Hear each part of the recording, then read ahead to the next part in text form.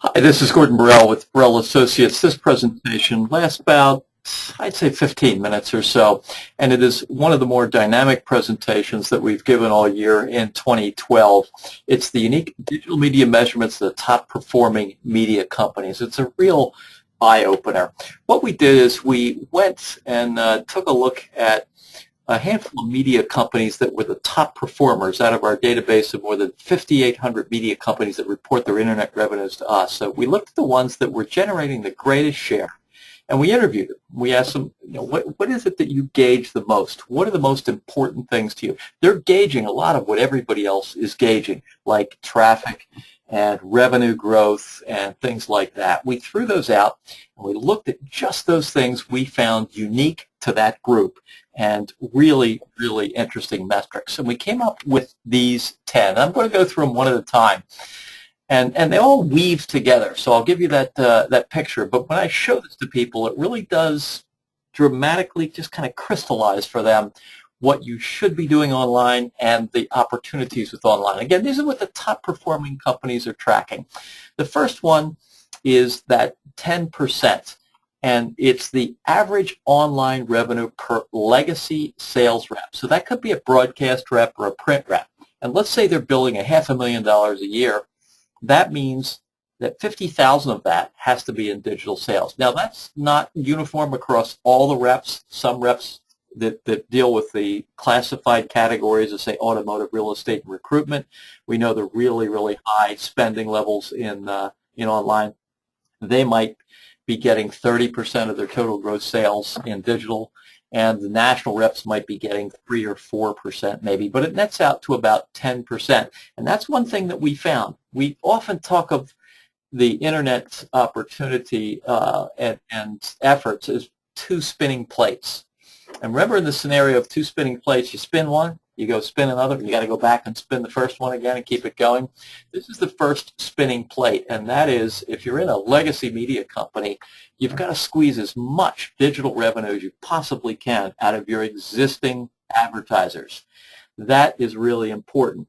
We often talk of this also as about a kind of a disruptive technology scenario. If you believe the Internet is a sustaining technology to your core business, your television station, your radio station, your Yellow Pages company, your newspaper, then this is all you want to do, is you want to squeeze all that money you can out of your existing customers to get those digital dollars. That's important.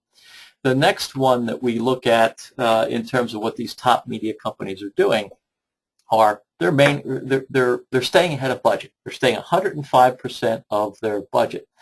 And all that is a political move, and it is just saying, we don't want to be called into meetings from those people who are jealous of what we do or don't like what we do or don't understand what we do. And as soon as we get below budget, that gives people a reason to say, I told you, they're really not doing what they're doing. They're spending too much time developing apps and chasing shiny new things. So again, that was kind of political, but we found that was pretty interesting. Most of them said they strive very, very hard to remain a little bit ahead of budget. Sort of hand in glove with that, confound your detractors part 2 is maintain profitability. And there's a lot of debate on this one. If you're running an internet operation and you're building it out, it's a startup business, and obviously startup businesses have losses from the beginning because you're rushing really hard to hire people and to do marketing and things that might not generate revenue right away. But what we found is that these top performers say, look, generating profitability is important. This isn't a true startup. It's an incubated business within a bigger business that is accustomed to profits, and certainly in these tough times, profitability is important. And if we start being unprofitable, it just opens up more scrutiny. So we try to maintain a little bit profit margin. So we found that pretty interesting. The fourth one is 15% of the total local online advertising marketplace. And I want to spend a little bit of time with this one because it's an important one. What most people do, i.e. not the top performers, is look at year after year growth. So if you're doing 20 or 30% growth, not bad, right? However, you're going to consistently underperform unless you're already performing really, really well and getting a big market share. We're offering some guidance in this area. 15% is what you could be getting out of your TMA or television market area. If you go to BorrellAssociates.com/DMR, Digital Marketing Region, that's where we're providing the data that will help you. And here's what I'd like you to do. You know your market region, the core county, go to BorrellAssociates.com/DMR, and there's a little trick to this, so be careful. And look for your core market region, double-click on the map, and then see the number, and multiply that number times 0.15. So let's say it's a market in Denver, and there's 100 million being spent. Now here's the trick. Don't tie the number that you're going to come up with back to your current number, or you'll underperform every time, or you'll begin to disbelieve the number that you're seeing in front of you.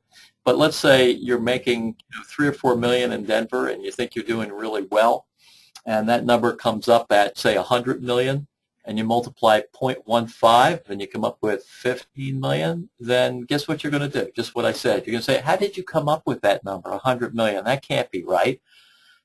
Or you're just going to say, wait a minute, I'm going to jump from a couple of $1 million to 15 million? Well, yes. The top performers look at share, and they aim for that really high share number. I got to tell you, 15% is not the lower limit. I mean, the higher limit. 20, 30, up to 42%. That's the highest limit.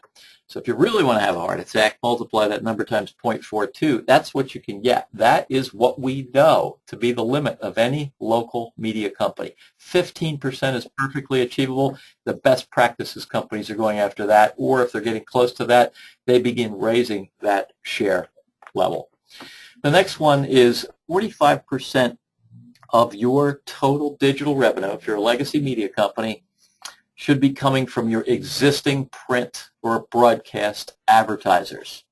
This is perfectly achievable over about 3 years. Some media companies like McClatchy are already there. Many. KSL, Deseret News in Salt Lake City are there. And all this says is that, look, we don't want to have 100% of our digital revenues coming from those print or broadcast advertisers that we currently have. If we do, then we're in that, remember that first disruptive technology scenario, sustaining technology?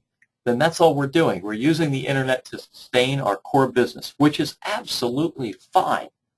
However, you're missing a much bigger opportunity, which is what these best practices companies are going after. They're saying, wait a minute, we want to really grow our customer base. So we want to minimize the amount of revenue that's coming from the traditional advertisers.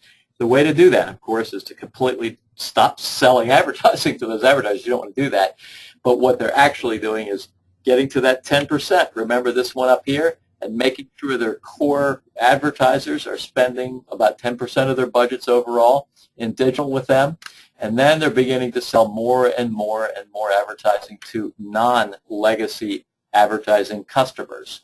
So they minimize the amount of digital advertising as a share that they're getting from the existing advertisers, and they're growing the online only, and thus they're growing a new business. Genius. The next two are really interesting ones. They kind of come out of the broadcast mentality of managing your inventory for the following month by trying to sell out all of it by the end of the month and lowering your rates and having a fire sale. So, right now, if it's October, for instance, broadcasters are selling November inventory. And we found a lot of them, the top performers, managing their, not a lot, 4 of them actually, out of the 20 or so that we surveyed. But we found this really, really interesting and a genius way we thought of managing inventory, and that is try to sell out the next month. And when you get closer to the end of the month, then lower your rates and do your best to sell out that particular banner advertising inventory. Hand in glove with that is this one here, which is the dollars lost to unsold inventory. The goal is to have 0, but this is a very political and we thought genius way to do things. Every month you're pushing in front of your general manager, your general sales manager, your publisher, whomever, a number that says, hey, look, last month we lost $50,000 to unsold inventory. And all they do is they look at all the unsold banners and they multiply it against the rate card. And it's usually a big number. So it's usually, 50, 100, 200,000 or more. And if that number keeps getting put in front of the management, guess what they're going to do? They're going to say, hey, what's going on here? We're losing this money to unsold inventory. Why? Why is that? And they often hear, well, it's because those guys won't get off the cuffs and sell more. Or, well, it's because we don't have this particular program in place or that particular program in place. But we found that to be somewhat political and a bit manipulative in a very good way, in that it helped focus attention and resources toward selling as much of the inventory as you possibly can.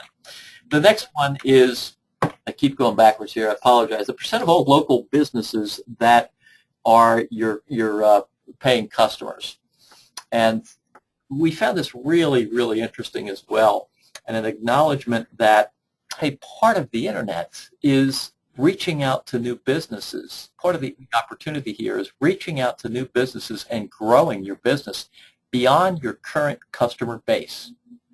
And so what these companies do, the top performers, is, let's say it's a television station. They typically get 5 to 7% of all the businesses in the marketplace to advertise with them, to do business with them.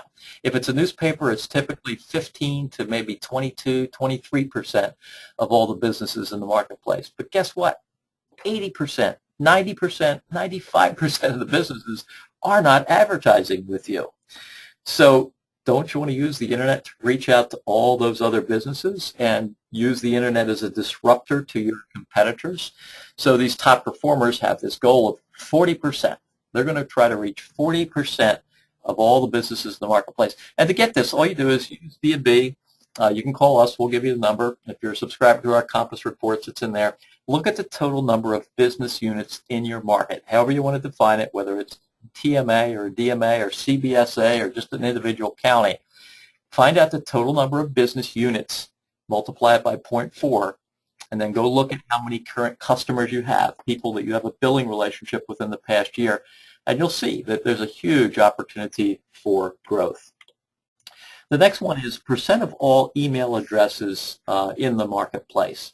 And the goal for a lot of these companies is right around 80%.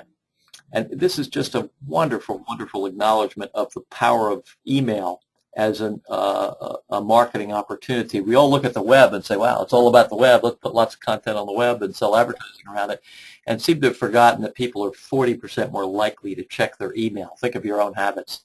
Then go to the web. And when something pops into your email inbox, doesn't it grab your attention? Well, think about the power and the ability of you to do that. If you had 80% of all the email addresses in your marketplace, we offer some guidance here as to how to get that. Look at the total number of adults, 12 and older. That's just a standard designation.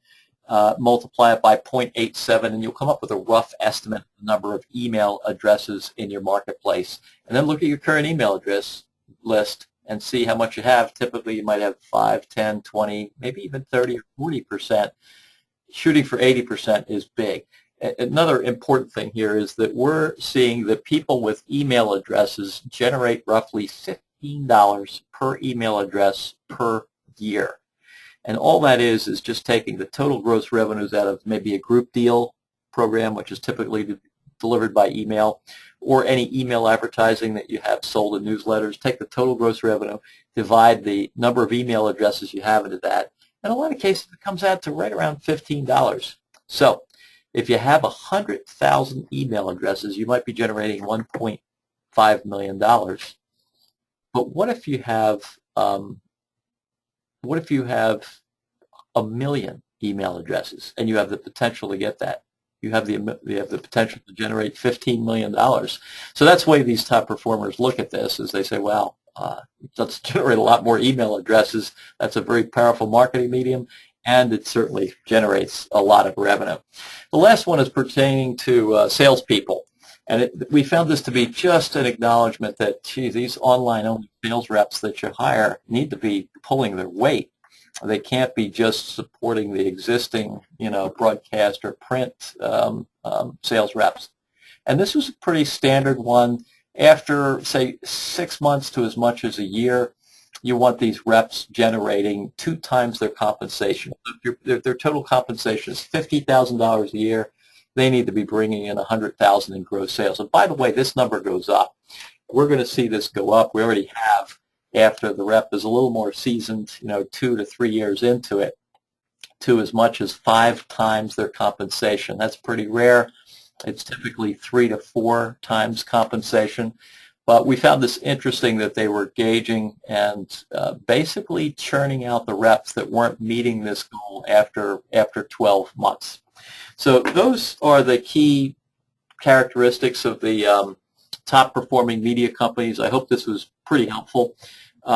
One of the things that we also do, and it pertains to that 15% market share, is we do benchmarking reports for media companies that answers, I think, one of the most important questions is what's your potential? You might be making $2, $3, $4 million in your market and happy with that, but maybe your potential is 8 or 10 million. Or wouldn't it be great to know that you're overperforming? That's great. How do you know? We do these benchmarking reports. You can shoot an email to Jim Brown, jbrown@BorrellAssociates.com, or give him a call at that number. We'll be happy to send you a sample report. They're $2,400 a piece, so not too expensive. And the amount of insight that you get in that report is just phenomenal. It tends to open up a lot of resources for you as well. So this is Gordon Borrell. I hope you found this very useful. And please give us a call if we can help you in any way. Thanks.